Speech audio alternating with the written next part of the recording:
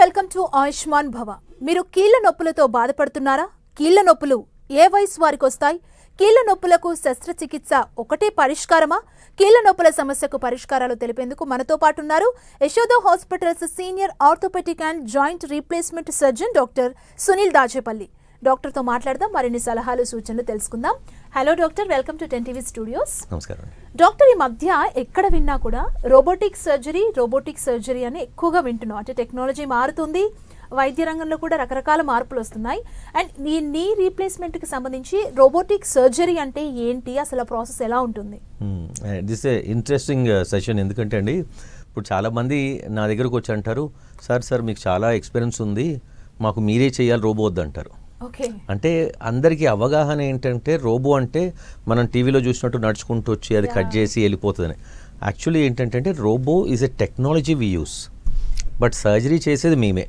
So ఇప్పుడు మనకి robotic surgery అంటే ఏంటంటే, ఇదివరకు ఫస్ట్లో ఏమో కంప్యూటర్ నావిగేషన్ అనేవాళ్ళము, నెక్స్ట్ ఎక్స్టెండెడ్ ఏంటంటే ఇప్పుడు డైనమిక్. సిమిలర్లీ రోబోటిక్ సర్జరీ ఏంటంటే ఇప్పుడు రెగ్యులర్గా మేము చేసే నీ రీప్లేస్మెంట్ కన్వెన్షనల్ అంటాం. అదేంటి, నేను కట్ చేసి బోన్ కట్ చేసి ఎక్కడ పెట్టాలి ఇవన్నీ చూసిన తర్వాత అప్పుడు బ్యాలెన్సింగ్, అరే ఇది కొంచెం ఎక్కువైంది, సరే దీన్ని కిందకి జరుపుదాం, పైకి జరుపుదాము, దాని తర్వాత ఇది సరిపోవట్లేదు, ఇంకొంచెం పెద్దదేద్దాం పరికరం, ఇట్లా ఉంటుంది. సో అది అందరు చేసేది అది. అదే ఇప్పుడు రోబోటిక్ అనుకోండి, ఫస్ట్ ఓపెన్ చేసి పేషెంట్ది దాన్ని అంతా మ్యాపింగ్ అంటాం. సో అంత బోన్ని నా దగ్గర పాయింటర్ ఉంటుంది, ఆ పాయింటర్ తోటి బోన్ అంతా దానికి డ్రాయింగ్ లాగా, పెన్సిల్ డ్రాయింగ్ లాగా చేస్తే ఫస్ట్ మనకి ఏంటంటే ఆ రోబో ఒక మ్యాప్ వేసుకుంటుంది. సో దాంతో ఏంటంటే మనకు ఒక 3D ఇమేజ్ ఫామ్ చేస్తుంది. సో ఎగ్జాక్ట్లీ పేషెంట్కి ఏముందో 3D ఇమేజ్ మనకి అక్కడ కంప్యూటర్లో వస్తుంది. వచ్చిన తర్వాత అప్పుడు మనం దాంట్లో ప్లాన్ చేస్తాం. సో ఈ పేషెంట్ ఇప్పుడు వంకర, ఉదాహరణకి చాలా వంకర ఉంది, ఆయన స్ట్రైట్ చేయాలి మనం. సో ఫస్టే ఆ ప్లానింగ్ చేసుకొని ఎంత కట్ చేయాలి, ఏ లెవెల్లో కట్ చేయాలి, అండ్ తర్వాత ఓన్లీ కటింగే కాదు, ఫ్రంట్ బ్యాక్ సైడ్కి, అండ్ పర్ఫెక్ట్ లిగమెంట్ బ్యాలెన్స్ అంటాం. ఇప్పుడు ఏంటంటే మనకి సర్జరీ చేసిన తర్వాత పర్ఫెక్ట్గా ఉండాలి అండ్ ఎక్కువ రోజులు మన్నిక ఉండాలి. ఇప్పుడు అందరికీ అది కూడా అపోహ ఉంది, ఏమని అంటే ఎక్కువ సంవత్సరాలు రాదు, చేస్తే 5 సంవత్సరాలు 10 సంవత్సరాలు. ఇప్పుడు మీరు నమ్మరు, నేను ప్రపంచంలో మొట్టమొదటి హిప్ రీప్లేస్మెంట్ చేసిన అది యూకే దగ్గర ఉంది, రైటింగ్టన్ హాస్పిటల్ అని, అక్కడ నేను పని చేశాను. ఆయన 1966లో చేసి నేను 2006లో మార్చాను. అంటే 40 సంవత్సరాలు వచ్చాయి అప్పటి. మరి అప్పుడే 40 వస్తే ఇప్పుడు ఇంకా మనం జాగ్రత్త చేస్తే ఇంకా జాగ్రత్త రావాలి కదా. సో అందుకని ఈ రోబోటిక్ ప్లానింగ్ తోటి ఏంటంటే ఫస్ట్ ప్రిసైజ్ ప్లానింగ్. సో అది అయిపోయిన తర్వాత ఏంటంటే అప్పుడు ఎగ్జిక్యూషన్. ఇప్పుడు మన any human I for example మనకేంటంటే 1-2 degrees కొన్నిసార్లు అర్థం కాదు. కొంతమందికి ఏంటంటే కళ్ళు విజువల్ అక్యూటీ ద్వారా కానీ. సో ఆ 2-3 degrees ఏమవుద్ది అంటే మనం పిలిచే చెలేగా. ఇప్పుడు సీనియర్ సర్జన్ చాలామంది ఉంటారు, నడుస్తుందిలే, బట్ మాకు ఎట్లా ఉంటుందంటే వీ డోంట్ వాంట్ దట్ నడుస్తలే, వీ వాంట్ పర్ఫెక్షన్.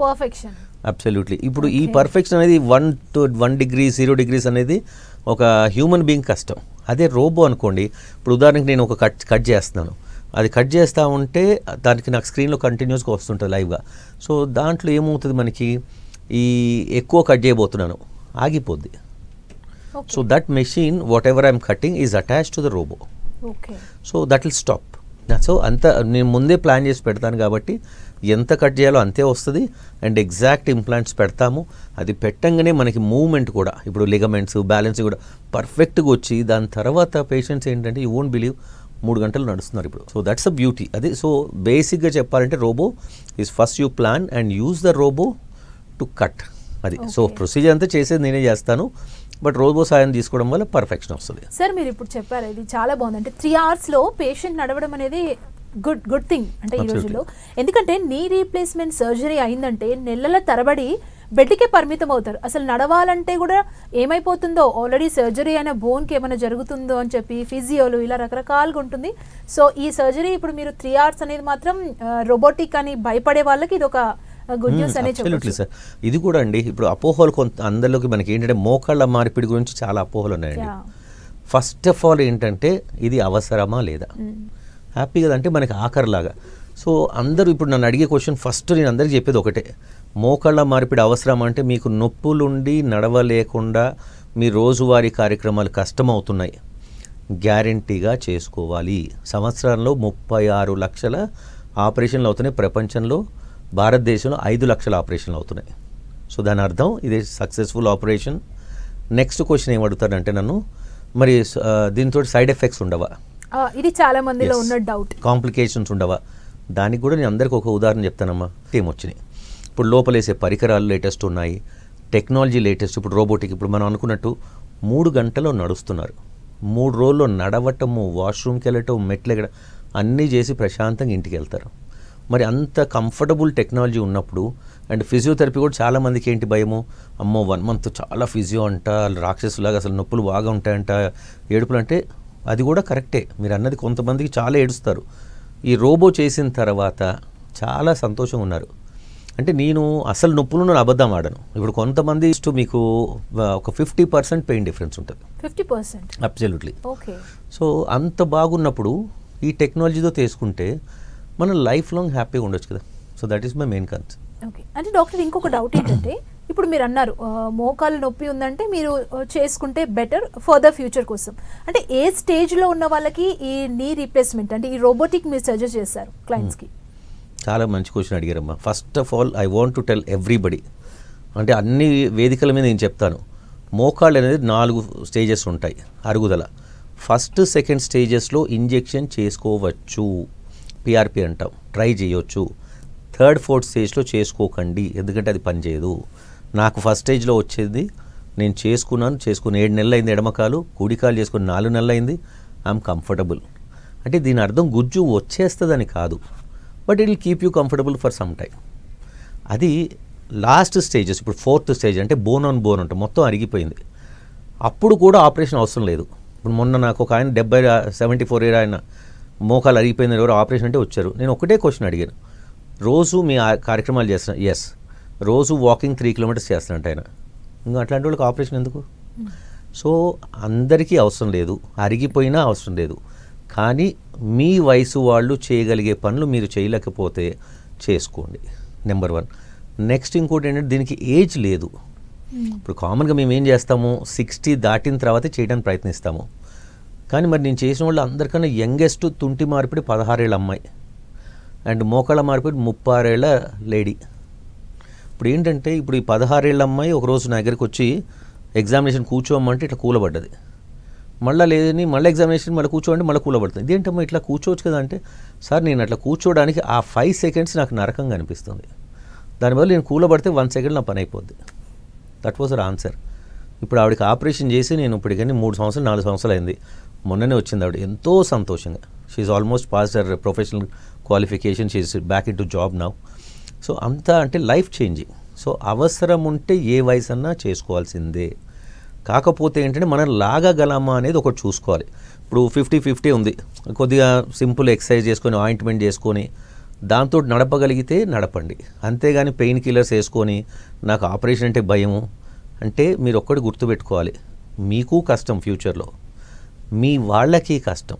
ఇంట్లో వాళ్ళు ఇప్పుడు మనం అంటే ప్రేమ ఉంటుంది. ఇప్పుడు ఉదాహరణకి నాకే ఉంది, నాకు 90 ఏళ్ళు వచ్చినాయి, మా పిల్లలు ఉంటారు. ఇప్పుడు నేను నడవలేని పరిస్థితిలో ఉంటాను, వాళ్ళ ఉద్యోగాలు వాళ్ళ బిజీలో ఉంటారు. నేను నడవలేక నొప్పులతో ఆర్చుకుంటూ బాత్రూమ్కి వెళ్ళలేకుండా, వాళ్ళు హెల్ప్ చేయలేకుండా. So everybody feel bad. మీకు కష్టము, ఇంట్లో వాళ్ళకి కష్టం. సో ఎందుకు అనవసరం భయాలు? మీకు కావాల్సింది ఏంటంటే నొప్పి తక్కువ అండ్ మోస్ట్ సక్సెస్ఫుల్. ఇప్పుడు ఉదాహరణకి ఏంటంటే మన భారతదేశంలో వీఆర్ వెరీ లక్కీ, ఈ దేశంలో ఉన్నాం.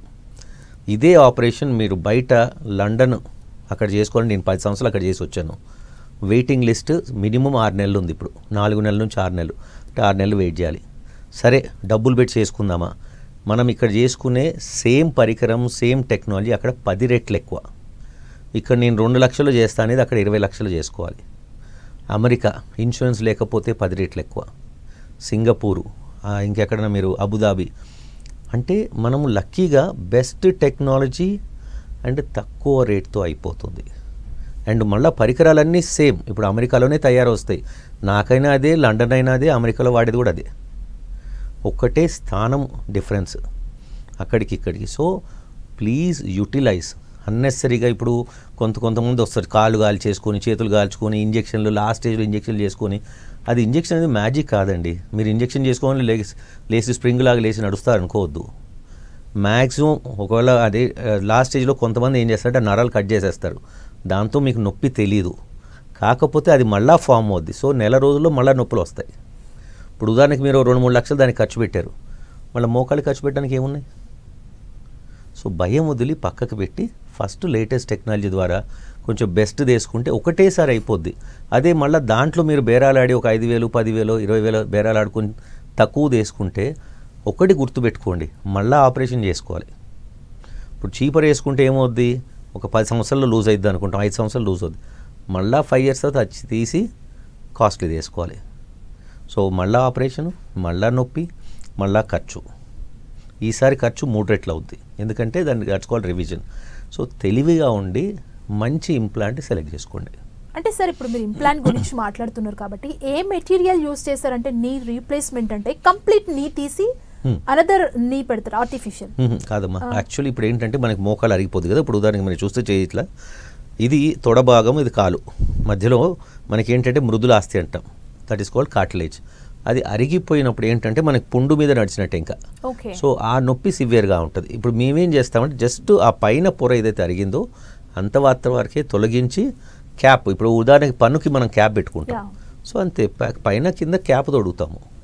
సో అప్పుడు అరిగిపోయిన ఏరియాస్ టచ్లోకి రావు, అంతే. So it's like any other, ఇప్పుడు మన పన్ను క్యాప్ పెట్టుకున్నట్టు ఇది కూడా నీ క్యాప్ పెడుతున్నాం. సో ఇప్పుడు నేను అడిగిన క్వశ్చన్ ఏంటంటే, నేను ఏదైతే క్వశ్చన్ అడిగానో ఆల్మోస్ట్ జనాలు ఇదే అనుకుంటున్నారు, నీ అంటే కంప్లీట్ నీ బోన్ అంతా తీసి అనదర్ ఇంకొక ఆర్టిఫిషియల్ పెడతారని చెప్పి. సో దానికి ఒక క్లారిటీగా నేను ట్రూ అబ్సల్యూట్లీ, అందుకే మీరు అడిగి మంచి పని చేశారు. అంటే ఇప్పుడు రోబోటిక్లో రికవరీ అనేది చాలా ఫాస్ట్గా ఉంటుంది అని చెప్పారు కదా, అండ్ సర్జరీ టైం కూడా తక్కువగా ఉంటుందా డాక్టర్? అంటే యాక్చువల్లీ అందరూ అంటారు తక్కువ అవుతుందని, కానీ తక్కువేం కాదమ్మా. సర్జరీ ఎందుకు తక్కువ అంటే ఇప్పుడు రెగ్యులర్గా చేసే మోకాళ్ళ మార్పిడి లాగానే ఉంటుంది. యాక్చువల్ నిజం చెప్పాలంటే ఇనీషియల్ స్టేజెస్ మేము ఎప్పుడైతే చేస్తామో అప్పుడు కొంచెం ఎక్కువ టైం పట్టుద్ది నిజం చెప్పాలి, ఎందుకంటే అప్పుడే నేర్చుకుంటున్నాం కదా. సో నేర్చుకుంటున్నాం కాబట్టి స్లోగా చేయటం, అది దాంతో ఏంటంటే కొంచెం ఎక్కువ టైం పడుతుంది, మామూలుగానే ఒక పావు గంట అరగంట. కానీ చేయగా ఏంటంటే ఫాస్ట్గా అయిపోద్ది, దాని తర్వాత బ్యాలెన్స్ అయిపోతుంది. ఇప్పుడు మాకేమవుద్దంటే ఇప్పుడు రెగ్యులర్ చేసే నీ రీప్లేస్మెంట్ కొన్నిసార్లు చెక్ చేసి మళ్ళీ తీసి పెట్టి దాని బదులు రోబోతో ఒకటేసారి పెట్టేస్తాం. సో దానివల్ల టైం సేవ్ అవుద్ది. ఇప్పుడు మన లిటరేచర్ చూసుకుంటే almost same time conventional robotic around 45 minutes to 1 hour. So ఇప్పుడు మీరు చెప్పిన దాన్ని బట్టి రోబోటిక్తో చేసే ఆ ఇంప్లాంట్ ఏదైతే క్యాప్ మీరు యూజ్ చేస్తున్నారో, సో అది లైఫ్ ఎక్కువగా ఉండే ఛాన్సెస్ ఉంటాయి, ఎందుకంటే మీరు ప్రిసైజ్గా క్యాలిక్యులేటెడ్గా రోబోతో చేస్తున్నారు కాబట్టి దాని లైఫ్ ఎక్కువగా ఉండే ఛాన్స్ ఉండొచ్చా? అబ్సల్యూట్లీ, మీరు అన్నది. ఇప్పుడు ఉదాహరణకి మనము చెప్పులు తీసుకుందాం, కాలికి చెప్పులు వేసుకుంటాము. ఇప్పుడు నేను ఒకవైపు వంకరగా నడుస్తూ ఉంటాను. సో ఇప్పుడు ఈ వంకర నడుస్తుంటే ఏమవుద్ది, బయట భాగం మొత్తం అరిగిపోయింది. సో ఏం చేయాలి, నేను మళ్ళీ చెప్పులు మార్చుకోవాలి. సిమిలర్లీ ఇప్పుడు మోకాళ్ళ మార్పిడి చేసినప్పుడు ఇప్పుడు డాక్టర్ గారు సరిగ్గా చేయకుండా ఒక 2 degrees వంకర పెట్టారు, అది మనకు తెలియదు, ఎక్స్రేలో కూడా పర్లేదు అనుకుంటాం. ఆ 2 degrees వల్ల అరిగి తొందరగా అరిగిపోద్ది. వేరేస్ రోబోటిక్ తోటి 0 degrees, దాంతో ఏంటి అప్పుడు పర్ఫెక్షన్ సెంటర్లో ఉంది. సో ఇది ఎక్కువ రోజులు మనకి వస్తుంది కదా, అంతే కదా. ఇప్పుడు 2 వైపులా, ఇప్పుడు మోకాలంటే 2 వైపులు ఉంటాయి, మా లోపల బయట. ఇప్పుడు నేను ఒకవైపు కొంచెం వంకర వేసాను, ఒకవైపు అరిగిపోద్ది, ఇంకోవైపు బాగున్నా ఇది అరిగిపోయింది కదా. సో దానికోసం మార్చేయాలి. సో అన్నెసరీగా తొందరగా మారుస్తాం. సో మీరు అన్నట్టు ఏంటంటే పరికరం remains the same, but the longevity is more with robotic. మీరు ఇందాక మాట్లాడారు కొంతమంది పెయిన్ కిల్లర్స్ అనే టాపిక్ ఒకటి వచ్చింది. సో మన ఇండియాలో మాట్లాడుకున్నట్లయితే ఏ డిసీజ్ ఉన్నా, ఏ ఇష్యూ ఉన్నా ఒక పెయిన్ కిల్లర్ వేసుకోవడం. సో దీంతో కొన్ని సంవత్సరాలు, ఒక 20 years నుంచి కూడా పెయిన్ కిల్లర్స్ వాడే వాళ్ళని కూడా మనం చూస్తుంటాం.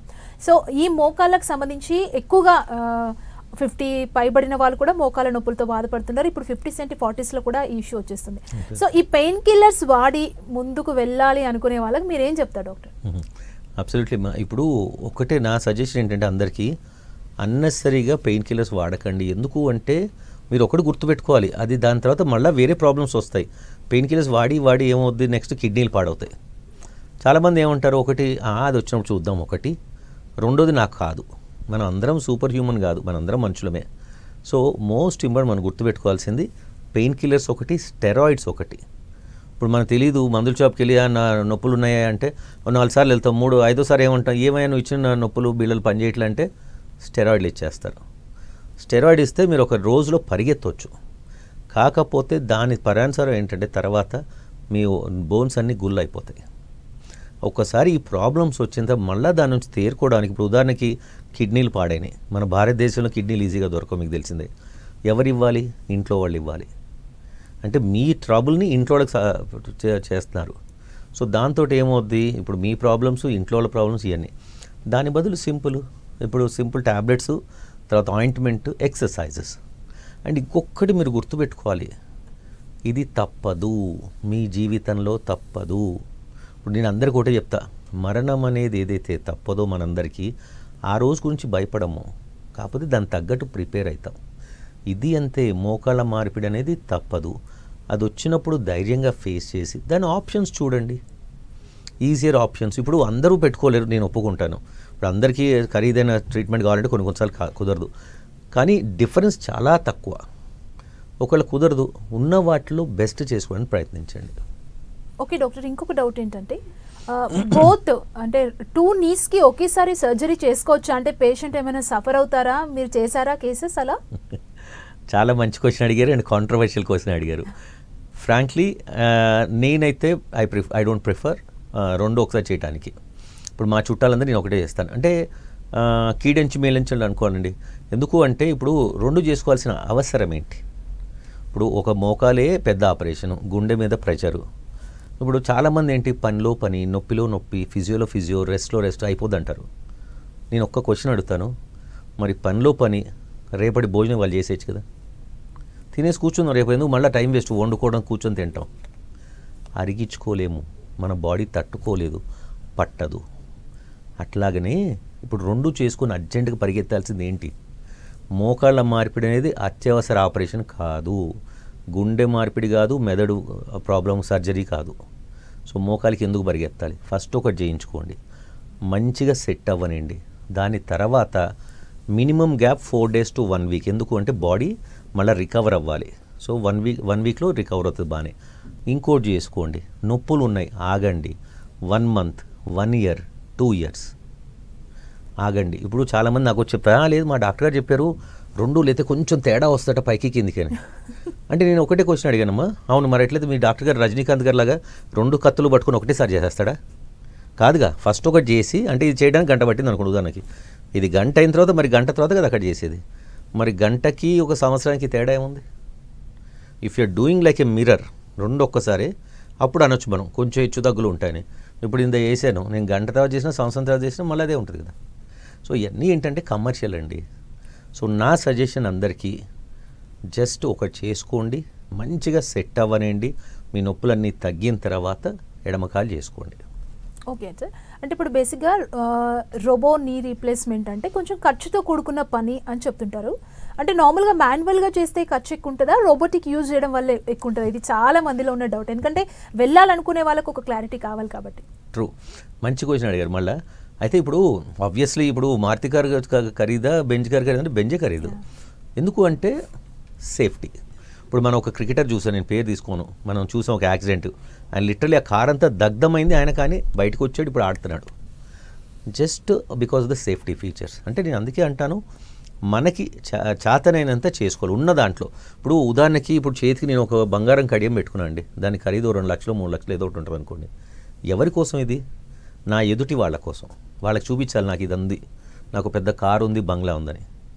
కానీ దాని బదులు నేను తెలివిగా ఈ కడియం బదులు మంచి మోకాలు వేసుకున్నాను అనుకోండి, నా కోసం, నేను బతికినంత కాలం కష్టం లేకుండా హ్యాపీగా నడిచి మెట్లెక్కి కింద కూర్చొని అవసరం ఉంటే చిన్న చిన్న గేమ్స్ కూడా ఆడవచ్చు.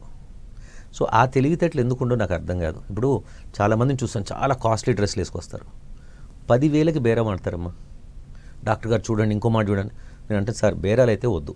ఎందుకంటే ఐ డోంట్ నో వై, అంటే కొంతమంది పాపం అడగరు, కానీ చాలామంది ఇట్లనే, అంటే చూడటానికి ఏమో అన్ని దగదగ అన్ని వజ్రాలు ఆయుధాలు అన్నీ ఉంటాయేమో, కానీ ఈ బేరాలు మాత్రం చాలా ఉంటాయి. సో నా సజెషన్ అందరికీ, ఇప్పుడు నేను జోక్గా అంటే అందరికీ చెప్తాను, మీరు కావాలంటే ఉంగరం అమ్మేసి మోకాలు మార్చుకోండి.